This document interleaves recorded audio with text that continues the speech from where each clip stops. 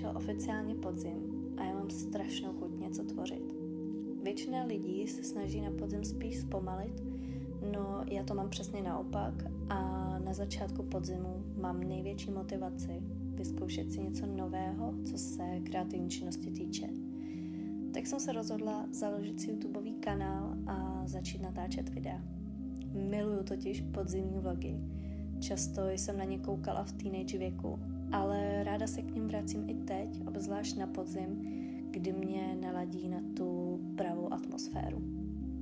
Natáčení videí jsem měla na dreamlistu už hodně dlouho, ale představa sednout si za kameru a něco vyprávět mi přišla nepřirozená a nekomfortní, takže jsem to dlouhou dobu odkládala.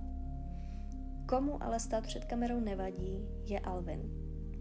Alvin je můj kůň a spojení tématu podzimního období a koní mi přišlo zajímavé a na českém YouTube mi přesně taková videa chybí.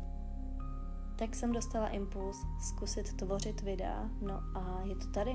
Tady je moje první video. Teď něco málo o Alvinovi. Alvin je kříženec frýského koně a barokního pinta. Narodil se 9. května a příští měsíc mu bude rok a půl. V dubnu podstoupil kastraci, takže se stal z hřebce valach. Pořídila jsem si ho, když mu bylo 8 měsíců.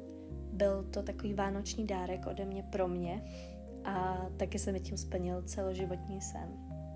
Alvin je ustájený 24/7.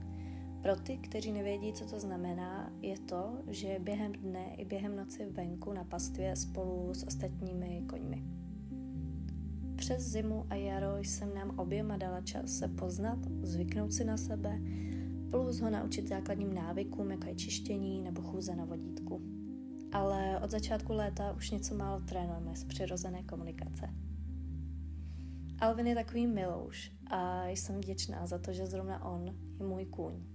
To byly menší střípky z Alvinova života a jelikož všechno listí na stromech není ještě úplně zbarvené a jsme teprve na začátku podzimu, pojďme si udělat nakonec videa hezkou podzimní atmosféru, na kterou se snad těšíte stejně jako já.